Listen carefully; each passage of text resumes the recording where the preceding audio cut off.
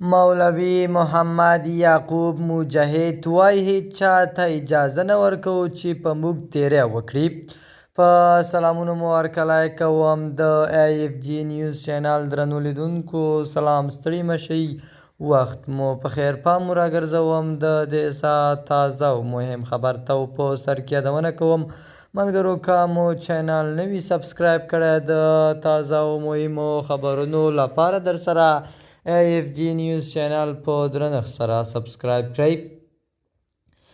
د طالبانو دفاع وزارت د خپلواکۍ 105مې کلیزې په مناسبت د یاد وزارت مقر کې جوړ شویو مراسمو کې وویل هیڅ چا ته اجازه نه ورکوو چې په موږ تیری وکړي.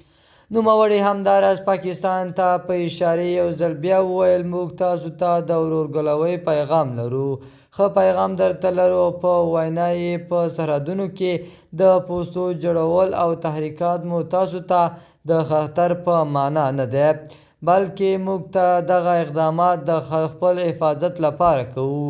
کوشش مه کوئ چې موږ ته په ډیورنډ کرښه یا نورو ځایونو کې مشکلات ایجاد کړئ. په هر قیمت موږ د خپل عزت، حریم او هیواد ساتنه کوو او په هیڅ قیمت ورڅخه تیریدونکي نه یو.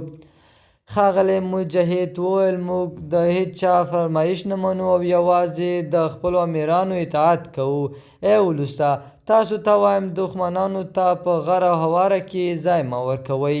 همدارنګه ښاغلی مجاهد له خپلو جنګیالیو څخه هم وغوښتل چې له خلکو سره په نرمۍ چلند وکړئ او په جګ پوینټونو کې له هغوی سره له بد چلند څخه ځان وساتئ. د ایف جی نیوز چینل درنو لیدونکو دا زموږ د دې ساعت چمتو شوی خبر. د نورو تازه او مهمو خبرونو لپاره در سره ایف جی نیوز چینل په درنښت سره سبسکرایب کړئ. تر بیا ښې چارې، د الله په امان.